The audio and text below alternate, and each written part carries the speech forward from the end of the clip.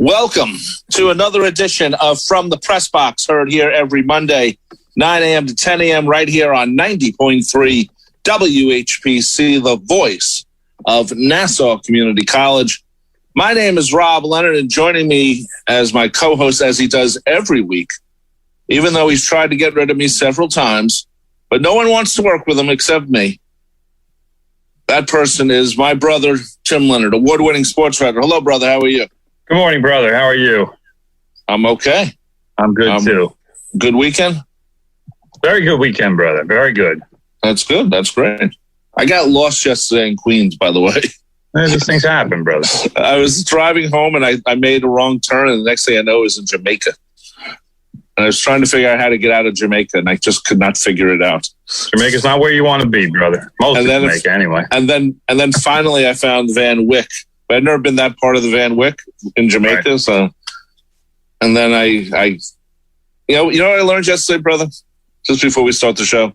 I do not know, brother. What did you learn? That sometimes Northern Boulevard is faster than the LIE or the Grand Central Parkway. Yeah, you should have known that by now, brother. Come on. I have done that before, but yesterday I found out for definite that it was faster on Northern Boulevard than it would have been on the LIE. It would have taken me an hour to get where I normally do, and it took me about 30 minutes on the Northern Boulevard. So, just good call on the Northern Bull. No, yeah. Northern Bully, as we call it in Queens. That's true. Like the Francis Louis. Exactly. So, anyway, Islander fans are still doing a dance after really a fantastic game on Saturday at the Nassau Coliseum. They beat up on the beat up's the wrong term. They beat they didn't beat up. Yes, that's true. They beat the Tampa Bay Lightning 3-2, and Ryan Pulock just became one of those guys we're going to be talking about for 25 years. The way we talk about, Bobby Nystrom's goal, the way we talk about Sean Bates's, what was it? Not power play. What's the word I'm looking for? Short-handed? Penalty shot. No, penalty shot. Penalty shot, brother. Against Toronto in 2002. This was a great play, a smart play. And the funny thing about it was a miraculous play, brother. Yeah, it was. Now, the funny thing about this play, brother, is that who was Ryan McDonald? Who's the Ryan McDonough, former Ranger Ryan McDonough. Yes. He pulled the same play that was pulled earlier in the game by the Islanders. He did that spin around, except the Islanders scored. And spin-o-rama, like they call it. Yeah, and he obviously saw it earlier in the game because the Islanders did exactly the same thing. Well, that must have been the Matt Martin goal because it wasn't Barzal's goal. I know that. No. And I don't even remember who scored the first goal. Well, whoever it wasn't a spin-o-rama move. I can tell you that. So this is going to be something that's played over and over again because it should have been a goal for the Tampa Bay Lightning, and all of a sudden Ryan Pulock comes in. He sort of cups the puck a little bit and then sort of pushes it out, and then everything looked like it was in slow motion. But if you watch it in fast motion, it looks like it's in slow motion. It was so beautifully protected, as he was smart enough to come over because the Islanders goalie he got tricked. Let's be honest, he got tricked. He moved out. He doesn't play that. Varlamov, brother, he was tricked by the spin-o-rama too because he was actually making the right play. He was coming out to cut down the angle because McDonough was in the circle. So yeah, you come out a little, you come off of your line out of the crease a little bit because you want to cut down the angle. You want to get as big as possible if you're a goalie. As soon as McDonough does this little spin-o-rama, he loses a defenseman. And now all of a sudden Varlamov is in no man's land because he's left an empty net behind him, and here's McDonough with basically the entire goal to shoot at.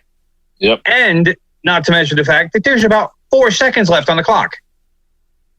So Here we are, and it was basically what I was thinking about this whole thing when I was doing notes for the show. First of all, he comes around, and Islander fans are counting down the clock. The Islanders are on a power play. It seems like things are well in hand because you were in a situation seconds before that where the Islanders were working the puck around the Lightning zone. They were controlling the puck, and they were just killing clock. It was beautiful. It was like they didn't have to do anything. They didn't have to shoot the puck. They were on power play, and the Lightning were actually kind of being stupid because they needed to pursue. They needed to force a turnover, and I don't know if they were waiting for the Islanders to shoot so they could collect the puck back, but they weren't playing smart.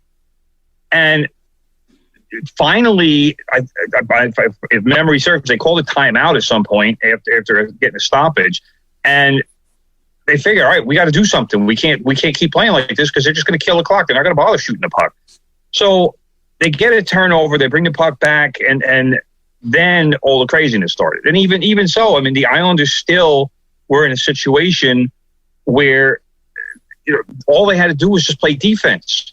But McDonough turns the puck, and there's like I'm ready to start celebrating, even though the puck is in the Islanders zone.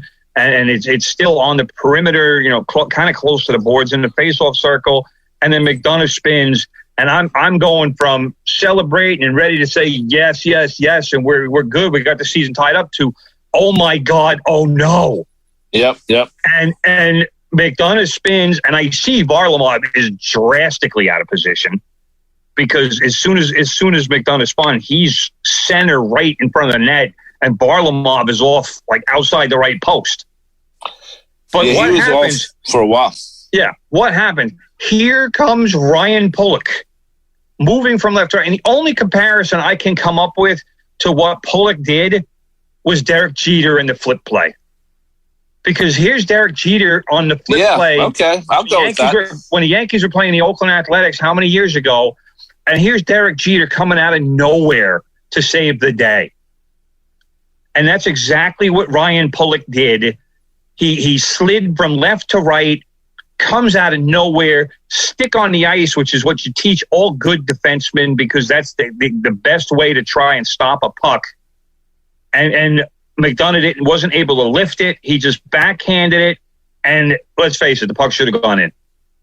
But here's Pulock, stick on the ice, puck hits his stick. And like you said, he just kind of, with his gloves, just kind of ushered the puck off to the right towards the corner. And I finally saw a replay that had the clock in it. Pulock made contact with the puck with 2.6 seconds left in the game. Wow. So that's your saving, because if that goes in, it's a goal. It's undoubtedly a goal. Oh, yeah. And the clock wouldn't have been a factor. I thought there was even less time. But, tick, tick, game over. So, it would have been 3. It would have been 3-3. They would have went into overtime. Well, yeah, they would have gone into overtime. But think about what would have happened in overtime. Here's the Lightning just scored 3 goals in the third period, including one with 2 seconds left in the game. Who do you think is winning that game?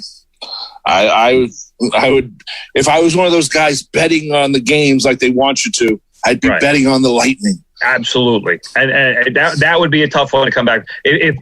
If you're the Islanders and you blow a 3-goal lead in the third period, including getting one scored on you with 2 seconds left, that's a tough hill.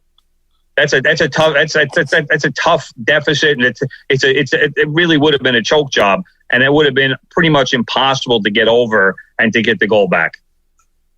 No, I agree. The Islanders would be in their locker room not wanting to believe that the series was over, but the series would have been over. Well, it seems like they played really good the second period on Saturday. First period was a little shaky. Third period was shaky. I wouldn't call it shaky, but it wasn't as good as the second. The second, they looked like the Islanders who won Game 5 and 6 in the last series. So I think it was nice to see, but they can't play like that again in the way they played in the third and the first on Saturday tonight.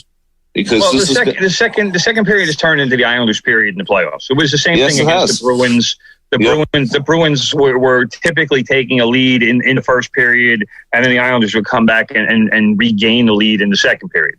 So that seems to be the pattern. And if I remember correctly on USA Network, at some point during the game on Saturday night, they said that the Islanders have not led in the first period in any game in the playoffs this season. It's been 16 games now, I think it is.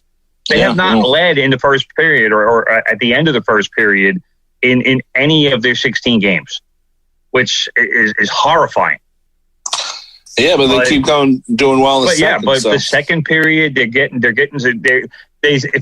again, memory serves. I want to say they said that the Islanders are outscoring teams 22-10 in the second period.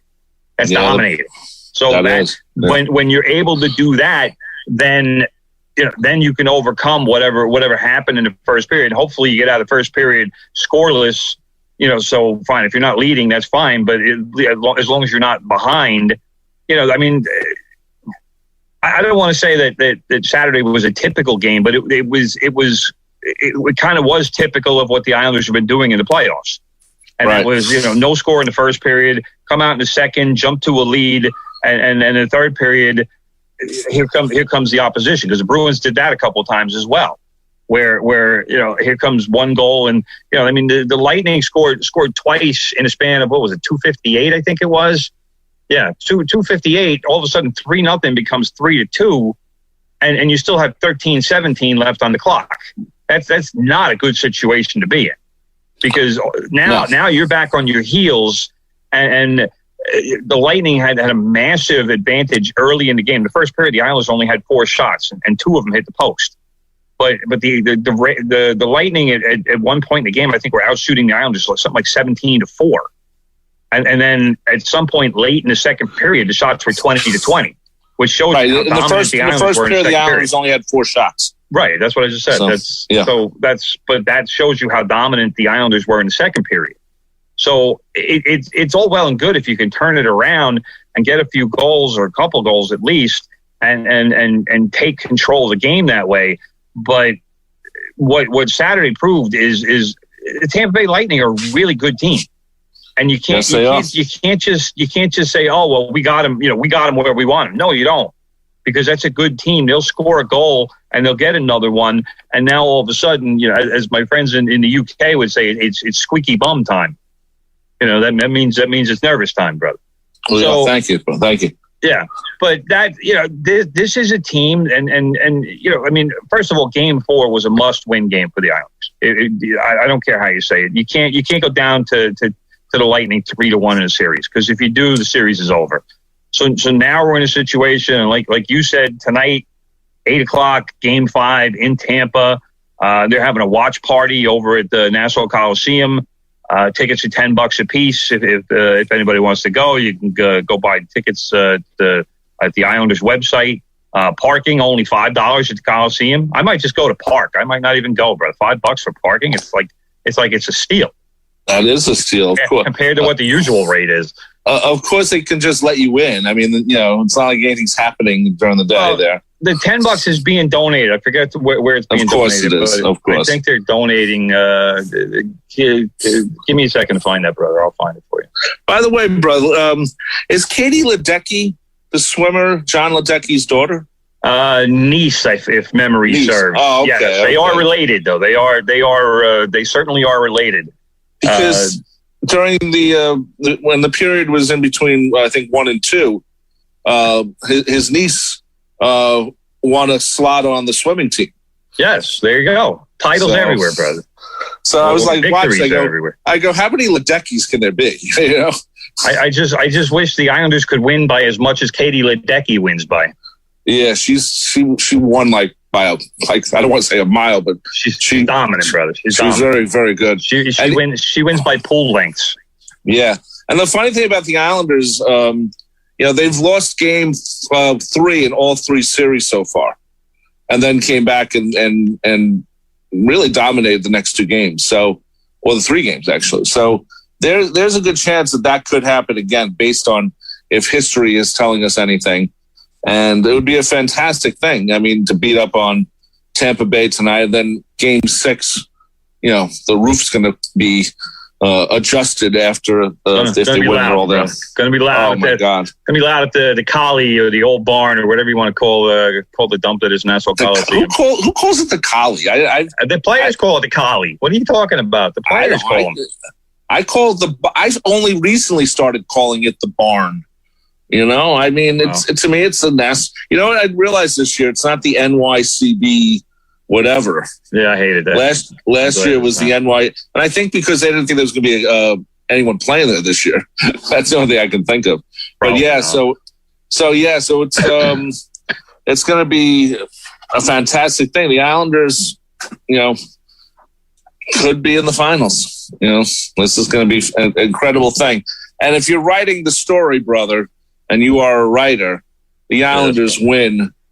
In Game 7. Well, they won't have Game 7 at the Coliseum, so they'd win Game 6, just like they did in 1980 when they won in Game 6 against the Flyers. So, well, I mean, look, here's where we're at with this series, brother. All right, you have to realize that the Lightning won 2 in a row. They won Games 2 and 3 to take the 2-1 lead, so that's why Game 4 was such a must win. Sure, I'm not sure the Islanders can beat Tampa Bay 3 games in a row.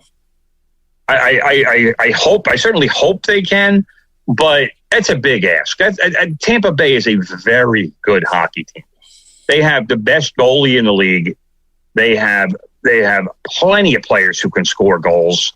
There's this Brandon Point guy. I hate him, but damn, he's a good hockey player, and especially in the playoffs.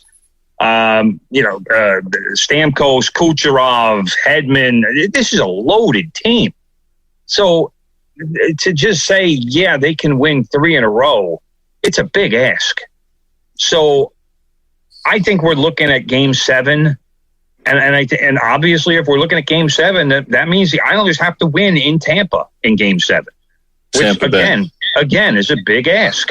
Right? Yeah. No, it's going to be tough. But I think this is they've been playing really good when they have to, and tonight's game and Wednesday's game is they have to. So there's a lot of things going on with the Islanders this year. It's made it a special season. And like I said, if you're writing the story, brother, they're winning in the finals, Game 6 at the Coliseum. So that's going to be the if you're writing now. Maybe they don't. Look what happened to the Nets. I thought they were going to the finals, and we'll get to them. They were going to the finals, brother. Yeah. Everybody.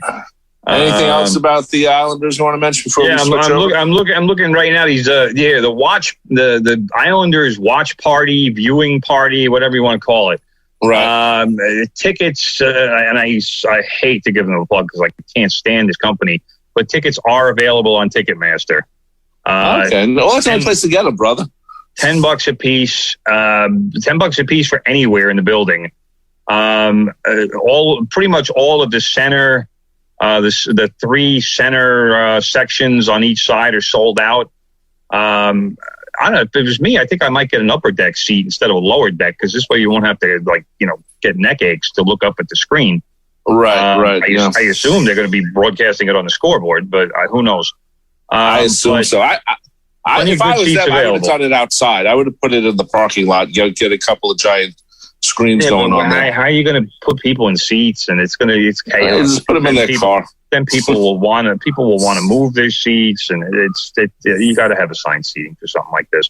But yeah, $10, like I said, at any seat you want, go to Ticketmaster and pick them up and pick them out, and go to Coliseum and then scream your head off tonight. It's great. Yeah. Just what else? Yeah, all right. I don't know. I mean, I like I said, I just, for me with Pulock, Derek Jeter, and yeah, really, I really like that, how much bigger of a compliment can you give any player for making a clutch play than comparing to Derek Jeter? That's you know what? Out of everything that was written over the weekend, no one mentioned that. That's a great analysis of the surprise. You know what it was? It was the surprise of Ryan Pulock pulling that off. I think it was just part of it. It was just kind of where did he come from? What possessed him to I mean, obviously your goalie is out of position and you want to try to do something to get in the way, but to make the play that he made and to make it as coolly as he did. I mean, he needed to not be panicked. He needed to just, all right, here I am, stick on the ice, make sure that's covered, and like I said, with his hands, just like, all right, hey, puck, get out of the way. You don't want to be here. You want to be over in the corner. You know what it reminded? It's like you take a little bird that's fallen out of its nest. That's what it was. That's what the puck was, bro. A little bird. Little birdie. He a little birdie. Go over to the corner with it. Yeah, go fly away. Go fly away to the corner, wherever the hell they're going to go. You don't want to be here. It's nasty over here. There's a lot of like foxes over here, stuff that wants to eat you. Get out of here. Yeah, we don't like the lightning or the ning or whatever they call themselves. The ning. The ning, yeah. They call themselves the bolts. So I call them the ning. Yeah. Anyway, one more thing, just as a thing. It was nice to see, and this is, for TV nerds like me, it was nice to see a hockey game on the USA Network. Because if you remember when we first got cable in like 76 or 77, whenever it was, the only place to see hockey besides, the Islanders and the Rangers on Channel 9 and Sports Channel was on the USA Network. And I was reminded of our friend Heath Goldman, which we don't know whatever happened to him, but he was a huge hockey fan. Yeah, he was a big Ranger guy, though. Yeah, he was, but he loved hockey. And I thought of him last night on Saturday watching the game. Yeah, but the only reason it's on USA Network, brothers, because NBC owns USA Network, so right. They can dump it there. Oh, I know that, and also they didn't. I don't know why the game isn't on NBCSN. It doesn't really make any sense to me. Well, USA Network's like 95 million homes, and NBCSN's at 40. And plus, NBC the network was showing the swimming. So right, yeah, I get that they're showing Olympic trials and whatnot. I understand that the Olympic trials probably are getting a seriously bigger rating than Stanley Cup playoffs. But I mean, I wish they would do a little more publicity as far as, hey, where it is over here. Yeah, instead of having me check 5 or 6 different networks to say, hey, where's the damn game? Yeah, I went through them all. I went through NBCSN. I mean, I posted on Facebook. Yeah, I know that. I posted on Facebook because I was like, all right, if I'm having trouble finding the game, that means a lot of people are having trouble finding the game. So, I'm pretty sure Game 5 tonight is on NBCSN. We should check before. I'm going to check. Anyway, we can move on, brother. Let's talk about the Nets, because as soon as the Islanders game was over, I go over and I say, okay, what channel is the Nets on? And they were on TNT. That's the big basketball channel. So that we didn't. I thought it would be ESPN or Channel 7 or something. No. But by the way, the Nets, Islanders NBCSN tonight, brother. Okay. So I thought that, in overtime the Nets were playing really well, and then all of a sudden they just disappeared. And I really thought they should have won that game on Saturday. I was really disappointed for the Nets. Like I said, I always thought this was their year to prove to New York, even though they've done it, they've been playing well, but this would have been the year to say, hey, we're also here. It's not always the Knicks. And I really thought they blew it tremendously, actually. And as much as Kevin Durant had superhuman strength on the last 2 games, for as much as he played, I thought the last shot was horrible. Well, I mean, there's reasons for that, brother. I'm not going to kill Kevin Durant. You know what got me though? I always think of that shot that. It was, I forget which game it was, but it was Michael Jordan and the Bulls, and everyone's expecting him to take the last shot. And what does he do? He passes it to Bill Wennington, who's under the net. Bill Wennington gets a layup, and the Bulls win. And that's, to me, what I thought Durant should have done. I don't think he should have taken that shot, but there was no one under the net. So that was the thing. I call it the basket. It sound like Ted Cruz. The net? The net. It's a basket, brother. Basket, the net, whatever. But you call the in soccer, you always say the pitch. That's what they call it in England. So what's the problem? But we don't call it here. So don't worry about it, bro. Don't worry. Anyway. So I thought that Kevin Durant should have passed it, and I was. But there was nobody to pass it to. I know that. His shot to take. But they got him the ball because they wanted him to take the last shot. But he was too far away to take it. Well, but that's the problem. He started his move too late. There wasn't a whole lot of time left to begin with. There was only 5.2 seconds left when the Nets got the ball. Here's the biggest problem with that last shot. Kevin Durant was playing his 53rd minute of the game. I know. Right? He played every second of the game. He played. So when you're asking a guy, first of all, when you're looking to make a final shot or do something, Kevin Durant should have gotten closer to the basket. 53 minutes is exhaustion level minutes. Yep. So your shot's going to be short. That's human nature because you're exhausted. Secondly, let's not forget. Let's mention first before we even talk about the final shot that Kevin Durant should have pulled out this game in regulation.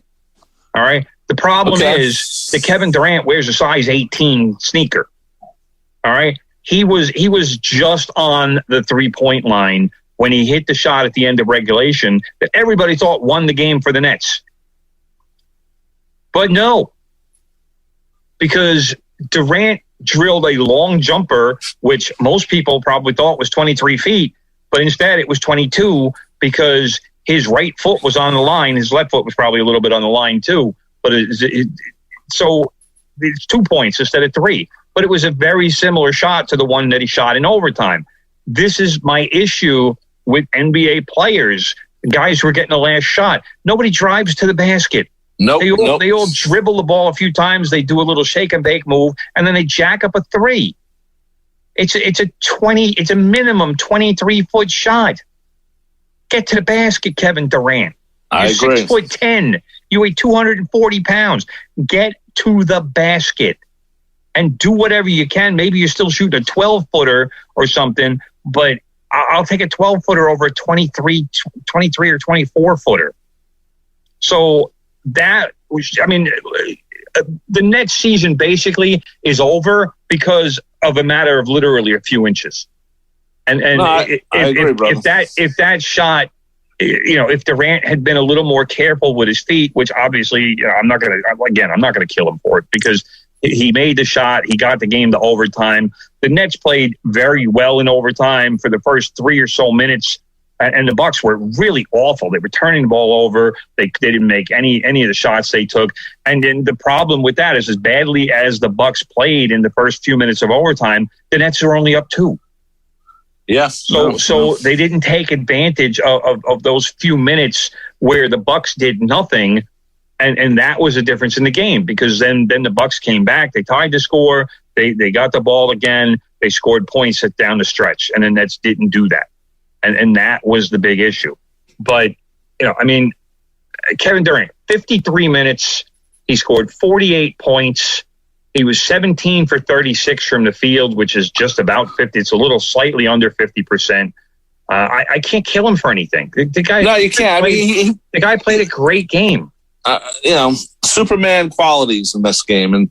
And him and Harden, man, had, this if they had won, people would have talked about what a fantastic game for the Nets, and it was a fantastic game for the Nets. They just lost, with the last seconds going. That was the only difference.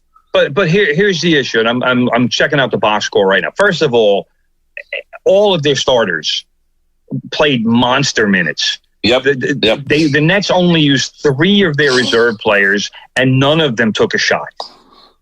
All right. Which is ridiculous. Harden also played 53 minutes on what is still a bum hamstring. Joe Harris played 40-something minutes. Bruce Brown played 52 minutes. Joe Harris, 47 minutes. Blake Griffin played 40 minutes. That's crazy. I don't know what Steve Nash was thinking. You got to give guys a little bit of a rest. You got to give them a blow every once in a while. For the Bucks, most of their starters played similar minutes, probably because their coach was petrified to put anybody on the bench for any kind of time. But that's what you need to do. Harden in his injured state, in his depleted state, he went 5 for 17 from the field, including 2 of 12 from 3-point range. That's not James Harden. James Harden's a good 3-point shooter. Joe Harris, who was healthy, 3 for 10 from the field, including 3 for 9 from 3-point range. He's a better shooter than that. I mean, we're talking here where one basket wins this game for the Nets. Yeah. So I'm going to be critical of Joe Harris for shooting 33% from 3-point range, even though it's not a horrible percentage. But he's a guy that it should be 4 for 9 instead of 3 for 9. That's what he does. That's his job. So to me, those two guys were the difference in the game. I can't kill Harden because the guy played. Under normal circumstances, he wouldn't have played on the leg that he had. He was dragging the leg around. I'm not going to say it was Willis Reed or anything, but he was basically dragging the leg around. He had no explosion in his drives. He made plenty of really good passes, but he wasn't the James Harden that we know, and that was a big issue. But the other issue is Jeff Green. Jeff Green, who scored 27 points or whatever it was in Game 6, he played 13 minutes and didn't take a shot. How does that happen? I don't get that. How do you score 27 points one game and then don't take a shot in the next game? This is a guy who contributed in the previous game and helped Durant out, and that was that was some of the stuff that the Nets needed. Game 6 was a great game for the Nets. That's going to be one of their remembered games in history. It was such a well played game, and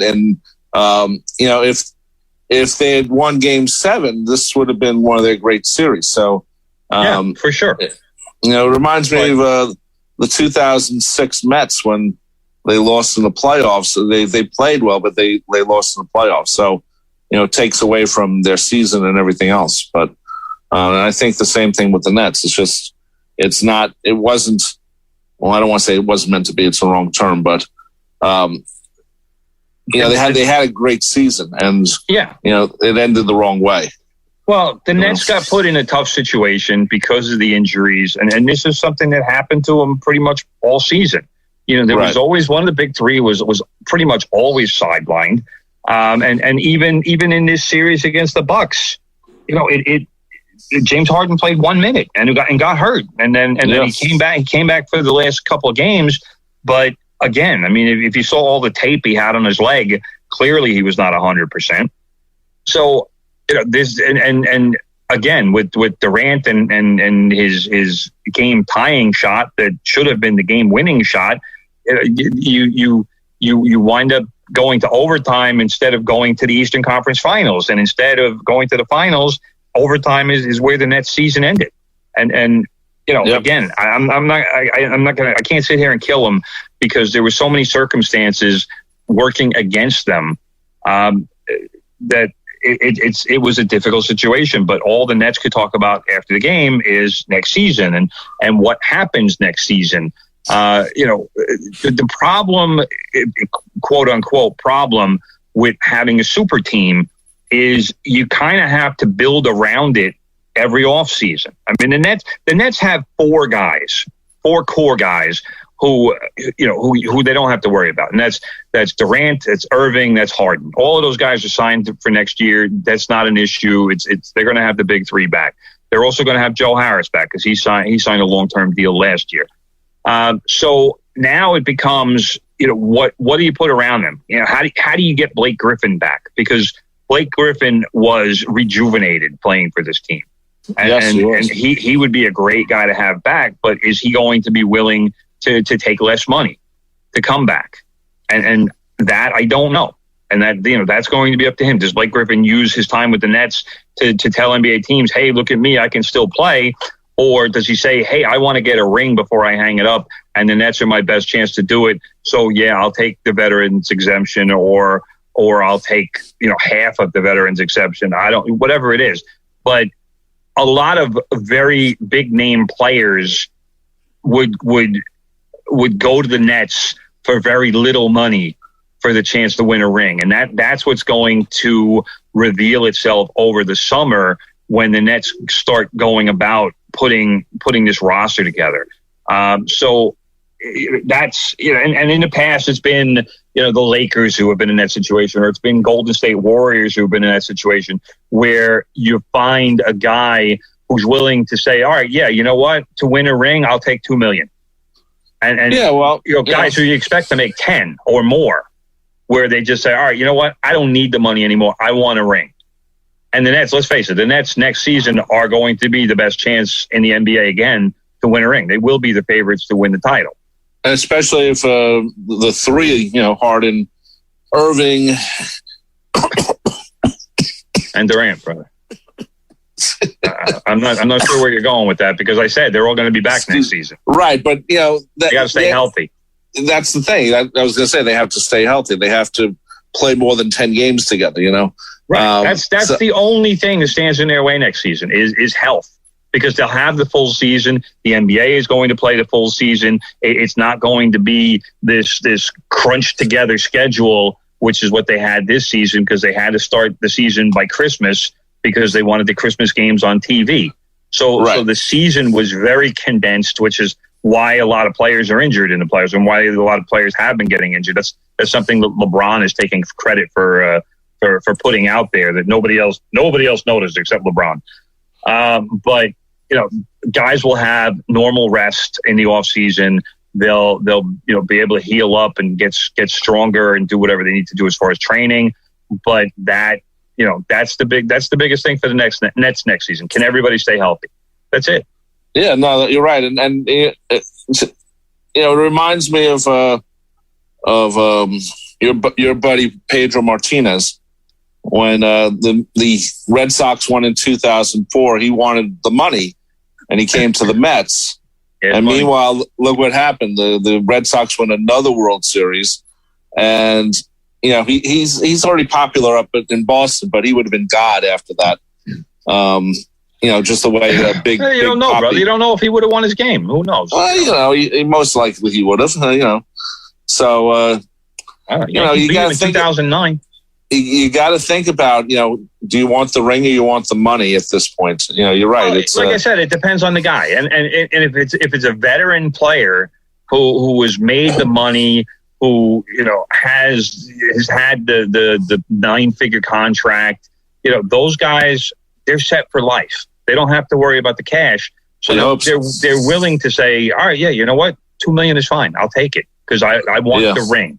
I want to be able to say I won a title in the NBA before I'm done. And I don't know what the free agent list looks like and what veterans might be willing to settle for a contract like that. We're going to have to look at that down the road after the season ends. But, I know Chris Paul won't be one of those guys because he's looking for a 3-year deal. But there will be plenty of guys out there who will be able to help the Nets and we'll be able to provide them depth and some quality. I would love to see the Nets get a center who can rebound, because to me that's their biggest need. You can't put all that on Durant, and they really need somebody who can be a big body and bang inside and not make Durant be their rebound. Even though Harden obviously grabs a lot of rebounds, but you need a banger kind of guy in there. Not even almost like a Rodman, I guess. Somebody who's not going to worry about scoring, who doesn't care about that aspect of the game, but wants to play some defense and wants to grab rebounds. Yeah, good point, brother. You're listening to 90.3 WHPC, the voice of Nassau Community College. From the press box is what you're listening to. This becomes a podcast later on at your favorite podcast stops along the way on the internet. Spotify. You can go to nccradio.org. All of the shows from WHPC are up there. We are part of the Sports Talk family here at WHPC. Sports Talk every Monday, Tuesday, Wednesday, Thursday, and Friday, 4 p.m. to 5 p.m., and then an additional show every Tuesday, 10 p.m. to midnight. So lots of sports here on WHPC.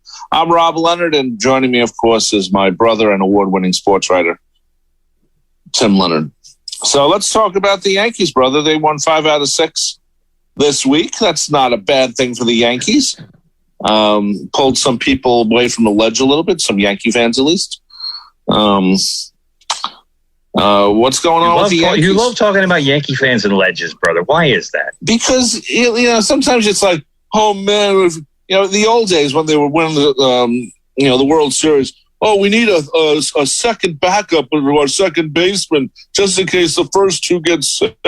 Never. You always say that too, and it's just completely non-factual. I've heard it all. I hear it all the time. No, you don't. Who do you hear it from? I listen to other things, Oh, no. I listen to other Yankee. I have other Yankee fans, friends, and brother. I don't have another brother, but I have other Yankee fan friends, and they tell me all this stuff. Then let them know that they're morons if they've ever actually said something like that. All right? It's absurd. I've never heard any Yankee fan complain about not having a backup second baseman. Please. Okay, maybe I made it a little bit more. Yeah, a little, maybe a lot. A little. Maybe a lot, brother. So anyway, the Yankees 5 out of 6 this week. Nice. It's quality week, brother. Quality week. Good week for him. I agree. And let's just go right to yesterday's game, because look at what happened yesterday. All right, the Yankees win 2-1. First of all, that's something that they haven't been doing lately. The pitching and what little the little hitting that they got, which has been an issue, obviously, most of the season. But they got 2 runs. The pitching did the job. Jordan Montgomery with the start. Bullpen did a nice job. But Aroldis Chapman comes in the 9th inning.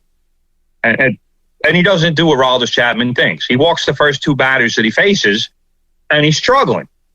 And he's gotten some work lately because they're obviously winning games. So what happens is Aroldis Chapman throws the pitch, and what's his name? Sean Murphy hits a ground ball. And it's a ground ball right down the third base line. Gio Urshela handles it flawlessly, as Gio Urshela does a little shuffle to the bag at third, steps on the bag, fires to DJ LeMahieu at second. DJ with the lovely and dexterous pivot at second base throws to first baseman Chris Gittens, and the Yankees have pulled off a game-ending triple play. How about that? How about that? Holy cow. That's the Yankees' third triple play of the season, by the way, brother. 3 triple plays this season for the Yankees. I'm always amazed at triple plays, because you think that, one of the players would be running fast, and it just happens faster than the players run. Though sometimes the players, might be a little slower than they should. Tony Kemp going from first to second, brother. He's a pretty quick player, but the throw to second beat him by a lot. Yeah, I know. Because the ground ball went like literally. Urshela just did a little shuffle to his right, little skip, and he's on third base, and boom, firing to second. Right. And then DJ had plenty of time to throw it to first. Chris Gittens make a nice big target. Although right after the game, Chris Gittens got sent back down to Scranton, which is actually a good thing, because that means Luke Voigt is ready again. We need Luke Voigt's bat in the lineup. The Yankees do.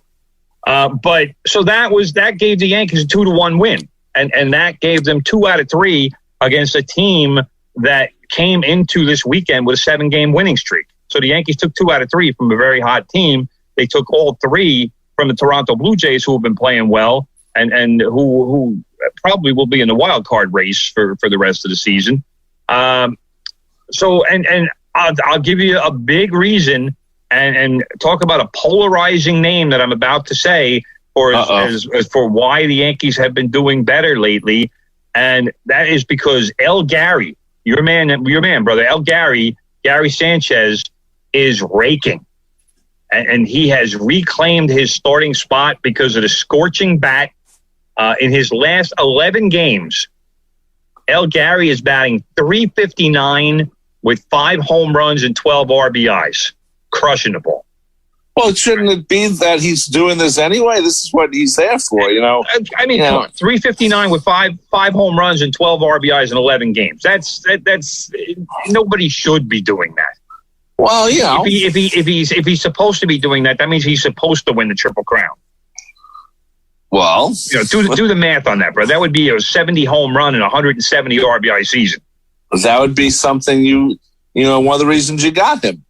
Yes, but I understand where you're coming from. I mean, that's a very good amount of stats for him. And apparently, brother, Gary has done a lot of tinkering with the swing. And obviously has found something that works finally. Because well, yeah.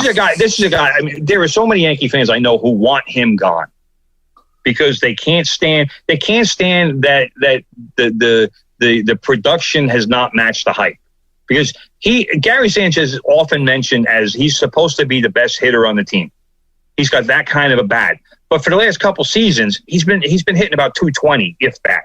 Last year was a disaster. He batted about 200 or less or for that 60-game season. And this is a guy who is supposed to mash the ball. He's supposed to be Johnny Bench. I'm not gonna say that he should put up bench numbers, but he's supposed to be that kind of hitter. Wow. Where he's dangerous every time he comes up, and he hasn't been that guy. But for the last 2 weeks, he has been that guy. And whatever he's done to his swing, he's figured something out. Because, like I said, he's just mashing the ball. Every time he's coming up nowadays for the last couple of weeks, he's dangerous. And he's putting a hurting on the ball. And he's driving in runs. He's hitting home runs. And for a team that's absolutely been starving for offense this season, this could not have come at a better time. Because the Yankees, first of all, they need 3 more impact bats. But at least getting 1 more impact bat it allows the offense to do more, to score more, and it certainly will put less heat on the pitchers who certainly have enough heat on them with the offense sputtering the way it's been sputtering all season. Right. So good for Gary Sanchez. You know who hates Gary Sanchez, by the way, brother? Your man AJ Benza hates him. Wants him gone 3 years ago. He and John Valenti, another friend of the show, have had some legendary Facebook battles about Gary Sanchez. We've actually had both of them on. You're right. That's why I said friend of the show. But those two, they're always going to. AJ hates Gary Sanchez, and Valenti will at least defend. I don't know if he loves Gary Sanchez, but he will at least defend him and say, look, we got to make sure that this guy, has a chance before we chuck him away. Well, who's going to pick him up? I mean, unless the Yankees... Plenty of teams would pick him up just based on promise, and he's not making so much money. He's making $6 million this year. Oh, really? That's all? Any team in baseball would pick him up for that number. He hasn't reached free agency yet. So I mean, and the Yankees from, the thinking was that they were considering non-tendering him this year, which would have made him an instant free agent. I think if Kyle Schwarber got $10 million from the Nationals, I'm sure Gary Sanchez would have made a lot more than $6 million this year from somebody. Somebody would have given him $10 million to sign him. So that's what we are. The other thing about yesterday's game, the Yankees managed to win yesterday, brother, despite striking out 15 times. So that's a lot. It's a whole lot. But that's what happens when you're playing well. You overcome stuff, and that's what they did yesterday. They overcame. Against the Blue Jays, they got 8 runs one game. They got 6 runs another game, and they're giving up runs. But all of these games have been pretty close. Like the right. A's, they won by 2, 2, and 1. The Blue Jays was 2 1-run games. So that's why with Chapman's been getting a lot of work lately because the Yankees this season, this Yankee team it's not about the laugher. It used to be, not so long ago where the Yankees would win a game, they'd score 10 runs and they'd win by 8 or 6 or whatever. But, fine, you get your bullpen, you get your not your regular closer guys. It's not Chad Green. It's not Zach Britton. It's not Aroldis Chapman. It's everybody else. But all of those guys are getting a lot of use right now because they're all close games, and you got to go with your best guys. So the other thing I want to talk about with the Yankees, brother, really quick, Jonathan Loaisiga. I know, not a big name, not a guy you're used to hearing about, nope. But Johnny Lasagna, as Yankee fans like to call him, he got the win Sunday. Loaisiga is now 7-2, brother. He's got a 1.63 ERA. Tell me why this guy shouldn't be an all-star. He's got numbers, and he's throwing the guys. He's got a 98-mile-an-hour heater. It might even be more than that. He keeps getting the job done. He's been preventing opposing teams from scoring and allowing the Yankees to rally and get back into games. And that's why he's got 7 wins. So wins, obviously, I know that they are not the be-all and end-all defining statistic for pitchers. But this is a guy who has been lights out this season. He's made now 30 appearances for the Yankees. He pitched 38 innings and is allowing less than 1 base runner per inning. And that is elite level dominance. When they call it the ratio in the fantasy leagues, brother. When your ratio is under 1, you're pitching really well. I don't even want to compare him to DeGrom because DeGrom's ratio is probably like 0.6. But DeGrom is an outlier. For any other pitcher in Major League Baseball, if your ratio is under 1, you're doing a hell of a job. Right. So somebody's got to explain to me, because who knows what's going to happen with this kid. Because, I mean, like I said, he's a guy who he's not a name. And there certainly are a lot of names on the Yankee roster. And I would assume that Garrett Cole will get an all-star nod. So, where do you go and how many guys do they take? But, this is a guy who, as far as I'm concerned, absolutely deserves an all-star nod. So no, it sounds like. I mean, he's great. Sometimes people just fly under the radar, and he seems like he's flying under the radar, probably enjoying himself. There's not a lot of pressure. He's definitely enjoying himself. I can tell you that. But I mean, he is second on the Yankees in wins. Garrett Cole is 8-3. Loizaga is 7-2. And the other starters, Montgomery 3, Hermana's got 4, Taillon's got 1, and Kluber's got 4. So he's got more wins by far than any starter other than Garrett Cole. And like I said, his peripheral numbers are just absolutely phenomenal. Well, Cole better be, when you get that much money, you better be the leader every year. Yeah, absolutely. So. No argument here, brother. No argument here. Okay, brother. We got about 7 more minutes. The Mets lost 3 out of 4 this week. The good news is Jacob deGrom threw out of the bullpen this week. Well, not, in the bullpen, I should say. And so that's a good thing. At least seems like if he's throwing, that his arm is getting better. Yeah, the Mets have a doubleheader against Atlanta tonight, and deGrom is expected to start one of those games. So let's hope. I mean, he's had some weird stuff going on this year where he's feeling pain in his arm, but then when they do an examination, they're not finding anything. So right. Where's the pain coming from? That's the concern for me, is that if they don't find reason for the pain, then why is he having the pain? That's what I don't understand. So yeah, but DeGrom he's got an 0.54 ERA. It's ridiculous. I mean, and he's also, he's also hitting this year. He's maybe the best hitting pitcher in baseball. He probably is, but he's always hit. That's hitting for him isn't something new. But yeah, he threw a full bullpen session, as you said, brother, the other day. It was his 33rd birthday, brother. Yes, Jacob deGrom is already 33, Mets fans. I'm sorry to tell you that. He's certainly older than he should be in terms of major league experience. But he got to the major league later than a lot of guys. But yeah, like you said, brother, the Mets lost 3 or 4 to the Nationals. They've lost 4 of their last 5, which sounds bad, doesn't it? But no, it doesn't. Not in the National League East, brother, because the Mets are still the only team over 500 in the division. They are 36-29. That's 4 full games ahead of the Philadelphia Phillies and 5 games ahead of the Atlanta Braves and the Washington Nationals, who both are 33 and 36. That's disgusting. Remember, brother, it doesn't matter how good your division is. It depends on if you come in as you make the playoffs. I think that's brother. It's like the old saying goes, brother. When you're confronted by a bear in the woods, you don't have to be faster than the bear. You just have to be faster than the other person there. So that's the Mets. That's the Mets in the National League East. But the Mets should not rely on the futility of their rivals. Futility, brother? Futility, brother. The futility of the Braves and the Nationals and the Phillies. These are all good teams. They're not going to play below 500 for the rest of the season. So the Mets need to take advantage while they can. I agree. I think the second half.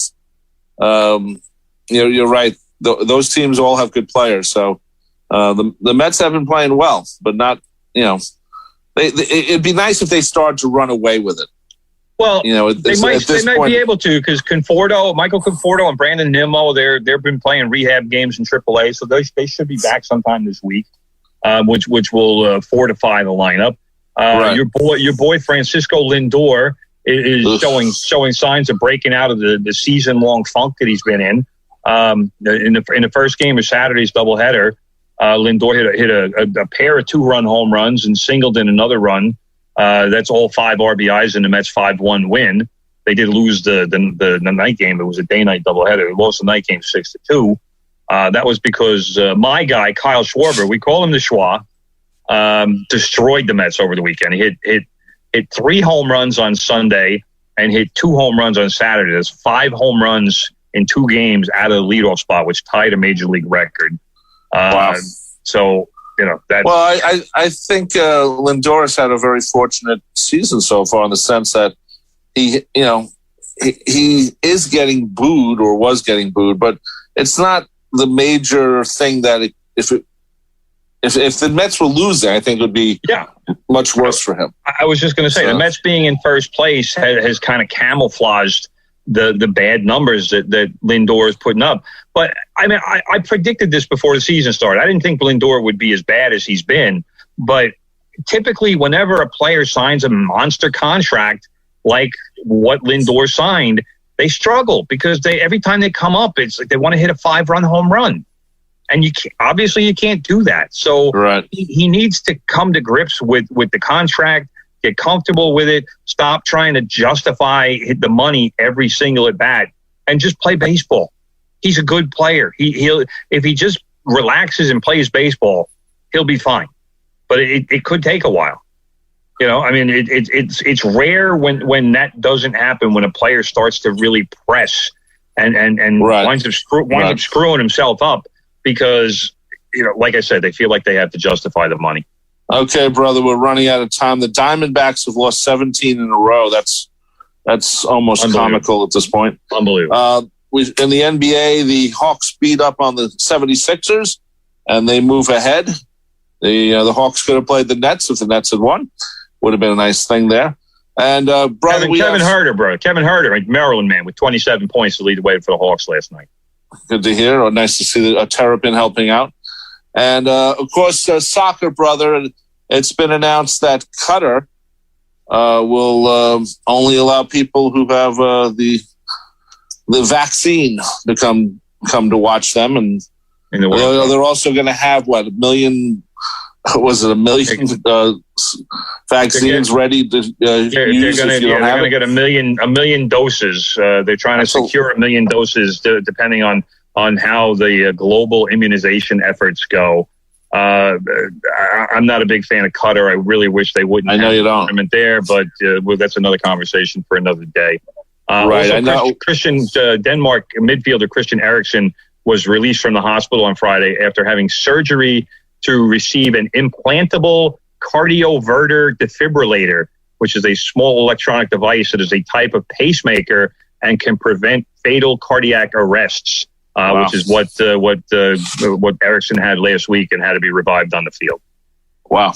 Okay, so now we know what happened to him. So now he's relatively healthy. We're still not sure about whether or not he continues his career. Okay, brother, that just about does it for another edition of From the Press Box here every Monday, 9 a.m. to 10 a.m. I am Rob Leonard. Joining me, of course, is my brother and award-winning sports writer, Tim Leonard. This show will be a podcast later. Coming up next at 10 o'clock, Big Ed Newland's playing the oldies you want to hear with good gold. And we'll see you next time. Take care and bye-bye.